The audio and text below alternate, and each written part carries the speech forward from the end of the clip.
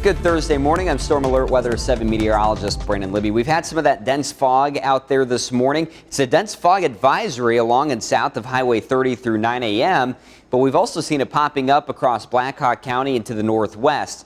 So visibility could be a quarter mile or less in a few spots. Just take it slow early this morning. Temperatures will heat up into the 50s. As the temperature goes up, the fog will dissipate and we'll have the slight southeast wind today with mostly cloudy skies. It's been just a few sprinkles south of I-80. It's really been a non-factor, and again, I think most of today will end up being dry. The same can't be said for tonight, though. The storms work their way in. I have it at an 80% chance right now. Some storms could be strong with pockets of heavy rain, and that will likely impact the Friday morning commute. We'll have lows tonight in the 40s with that southeast wind that picks up, and then a gusty south wind tomorrow. Look at these high temperatures into the 60s, but several rounds of storms on the way, some of which could be strong to severe. So you look at the rain chances here, they're really just spiking. 100% chance Friday and Friday night, and then it's just going to be a dry period for the weekend into Monday. Still expecting about a ½ inch to an inch and a half of rain across the area with these storms starting tonight through Friday night. So with the severe potential, it's going to be a lot higher today across Oklahoma and Texas, parts of Kansas there, and then a level 1 at a 5 risk into southwestern Iowa. So the storms likely develop in this area, and then they track to the east into eastern Iowa. As they do that overnight, they're going to lose a lot of their severe punch.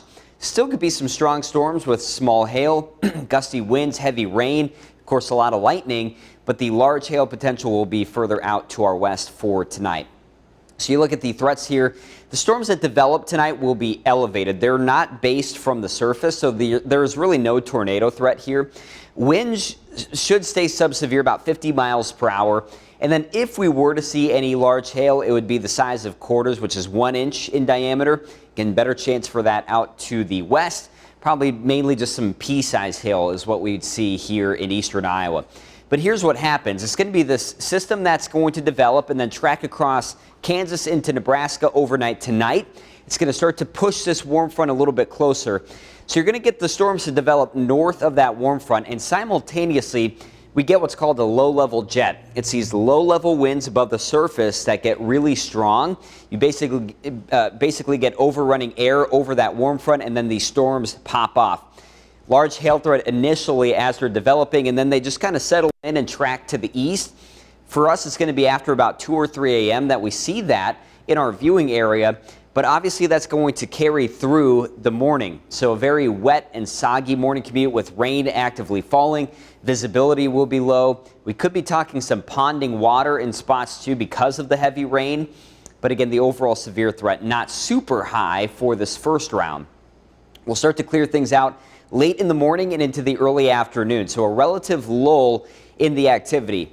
And what happens in this window will set up what happens for that second round of severe weather. Because if we keep the clouds in place and some of these nagging showers, well, then the instability will be a lot lower.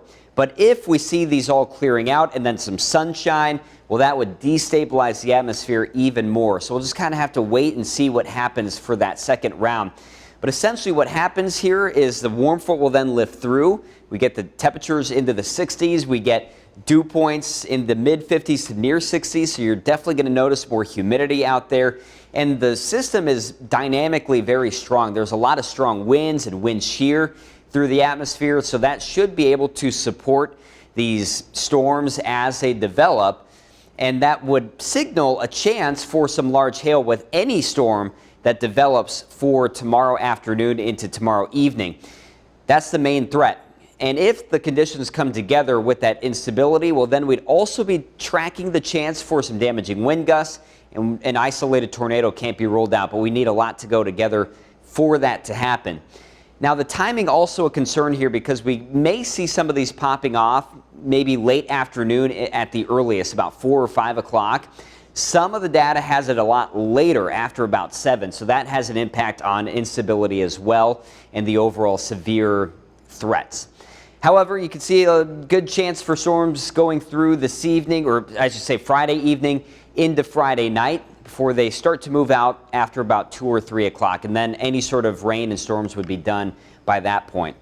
So to put it together, the threat for late Friday afternoon into Friday evening, level 2 out of 5 risk. And large hail would be the main threat. We could see it up to ping pong ball size. It's 1.5 inches in diameter. Winds would be another threat, could be 60 to 70 miles per hour. And again, we need a lot to come together, but an isolated tornado threat that we can't rule out, but it is lower overall. So that's what we'd look at there for Friday evening. We'll head into a dry weekend. Temperatures are cooler on the backside of the cold front. We're in the 40s for Saturday, but we rebound back to the 60s on Sunday with plenty of sunshine both days, and then a stronger wind there on Sunday. That kind of fuels the warm up. Near 70-degree highs on Monday and still pretty mild Tuesday. But look at that temperature drop. We go from 67 on Tuesday to a high of 39 on Wednesday.